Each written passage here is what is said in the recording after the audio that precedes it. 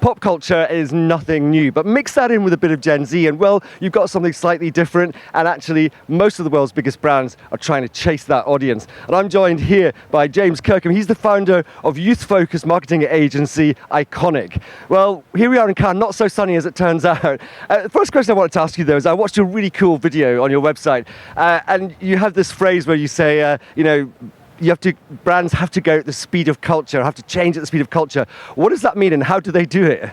Well, that's a good question, and it probably takes a lot of money, a lot of time. No, listen, in truth, a lot of brands want to be a part of culture. They understand culturally relevant advertising is everything right now. If you are not part of those conversations in those communities, you can be ruthlessly filtered out by audiences. So we try and work with brands to weave them into the fabric of those communities authentically. I know it's an overused word, but you have to do it. If you just interrupt what people are doing and not become what they want to be doing, then you're going to have a problem, and people want to move through, scroll past, ignore. That's a very easy thing to do. So being a part of culture and the communities that are a part of that, that's really important right now. Something you launched just very recently was QJump. What is that about, and how do brands benefit from that? I guess our tagline is your QJump to the front of popular culture. It's a bit of a shortcut, really. Our QJump series is that we give a series of modules, mainly around three things that we think are the questions we are hearing the most, that we are getting asked the most by brands, but also what we're seeing going on out there. So one is how to win at culture right now in advertising. Another one is everything is PR. We believe right now everything and anything is PR. The days of a press release coming at the end of a campaign is long gone. The LinkedIn algorithm is a powerful, potent entity. To leverage that is very important. And a third one is about making moments that matter, because that is what we call fan fuel. In other words, the people, us lot, the punters, do the marketing for the brands. Those three things we go and teach and help and inspire and get people up to speed in just a couple of hours. So that's our QJump series. Right, well, I guess the PR companies are going to love that. But how on board are PR companies? Are they aware that they're in now this front-facing role? I think it's a brilliant question.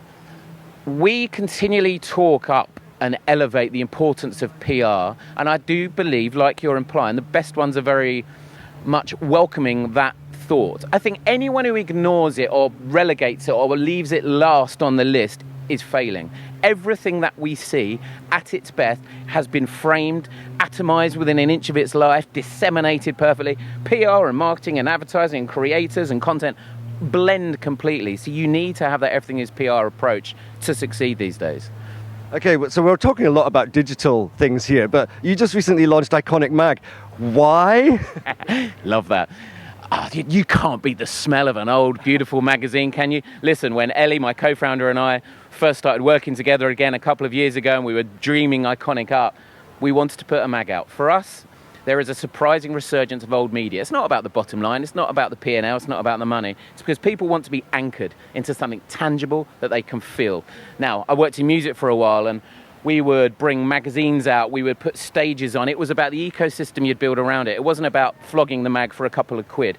The same for us. We use it to elevate talent that we work with. It's our shining showcase of the best artists and producers and DJs and athletes that we work with. We bring them all together, we expose them to brands, we get them talking to one another, and the mag is just that perfect coffee table piece that kind of showcases it. I love magazines and I love old media. And is that a biannual?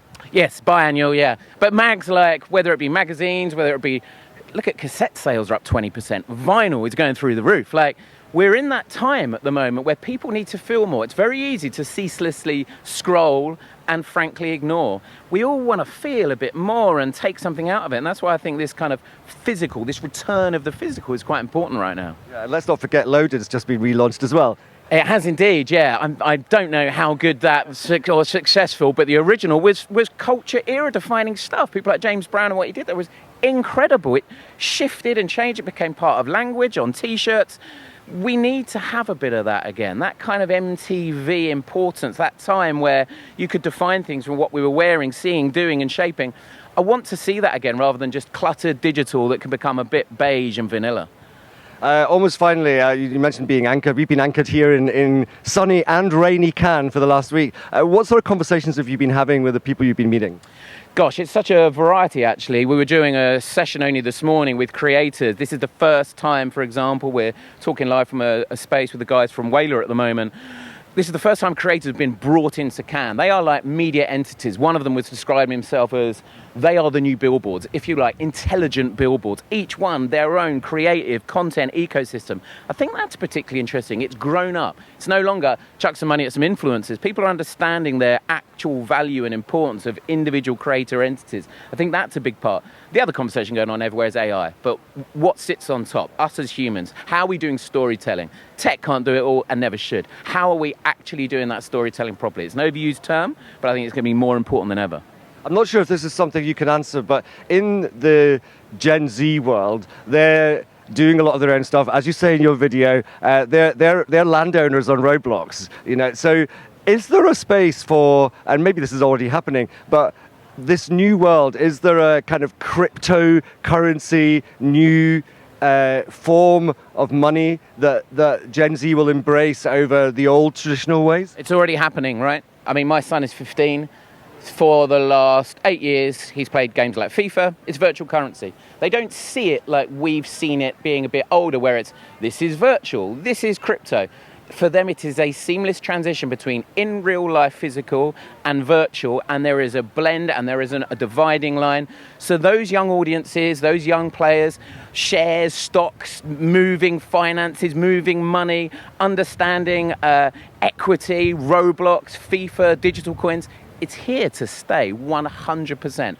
I think in a good way, we're just not going to use Web3 terminology anymore, notion of NFTs and crypto. But what underpins all that is here to remain, and rightly should. It's moving it on again.